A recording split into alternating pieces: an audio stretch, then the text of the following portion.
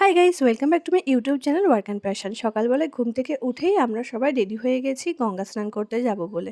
তো আমরা এখন বেরিয়েও পড়ছি সকাল সকাল। ওই প্রায় ৮টার দিকে আমরা বেরিয়েছি, আর দিনটা ছিল রামনবমীর দিন। বাড়ির খুব কাছেই রয়েছে গঙ্গা, তো সেখানে আমরা চলে গেলাম স্নান করতে। আর ঋষুর তো এটা প্রথম স্নান, গঙ্গা স্নান। দেখো গঙ্গার এই যে পাড়টা, আর গঙ্গার এই যে জায়গাটা, সাইডটা খুব সুন্দর। মানে ওখানে মনে হচ্ছে বসে থাকি, আর প্রচণ্ড হাওয়া দিচ্ছিল গঙ্গার পাড়ে, খুব ভালো লাগছিল। এখানে পুতু ভাবছে আমি কোথায় আসলাম, ওরও এবার প্রথম গঙ্গা স্নান করতে আসছে। তো ও ভাবছে কোথায় আসলাম। এখানে এই যে আমরা ৩ জন দাঁড়িয়ে আছি। আর এখানে সমস্ত কিছু ফুল-টুল রেডি করা হচ্ছে, যে গঙ্গা স্নান করার সময় যে ফুলটা দেওয়া হয় গঙ্গাকে, তো সেইটার। এখানে ছোটোখাটো মন্দির রয়েছে একটা। ছোটোখাটো না, ভালোই বড়। তো এখানে মা গঙ্গা রয়েছে, আর শিব ঠাকুর রয়েছে, মা কালী আছে। তো প্রথমেই চলে গেল আমার শ্বশুরমশাই স্নান করতে, যেহেতু দুটো বাচ্চা রয়েছে, ওদেরকেও স্নান করাতে হবে। তো এক এক করে আমরা দাঁড়িয়ে না থেকে সবাই স্নান করতে চলে গেলাম। তারপরে চলে গেল পুতু স্নান করতে, আর এখানে রিশু ওর বাবার কাছে বসে আছে, আর আমি ভিডিও করছি।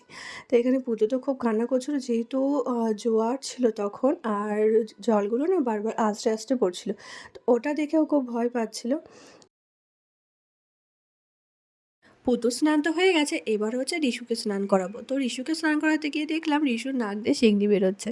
তো ওর এতটাই ঠান্ডা লেগেছে কি বলবো, মানে প্রচুর ঠান্ডা লেগেছে। এই ৪ মাস ধরে ওর একটুও ঠান্ডা লাগেনি, লাগাতে দিইনি আমি। কিন্তু হঠাৎ করে যখন গরমটা পড়তে শুরু করলো, এসি চালাতেই ব্যাস ঠান্ডা লেগে গেছে। তো নাক দিয়ে এত বেরোচ্ছে কি বলবো। তো যাই হোক, কোলে এমনি চুপচাপই বসেছিল। আর তারপর যখন ওকে জলে দেওয়া হলো, জলে মানে জলে ডোবানো হলো কোমর অবধি, আর জলটা ওর গায়ে দেওয়া হলো, তখন থেকে ও কান্না স্টার্ট করে দিয়েছে। আর তারপর যেই আবার উঠিয়ে নিচ্ছে, তখন আবার কান্না থামিয়ে দিচ্ছে। তো তারপরে তাড়াতাড়ি করে মুছিয়ে দিলাম, কারণ ওর তো প্রচুর ঠান্ডা লেগেছে। করছো তো গঙ্গায় স্নান করছো, মা গঙ্গায় স্নান করছো,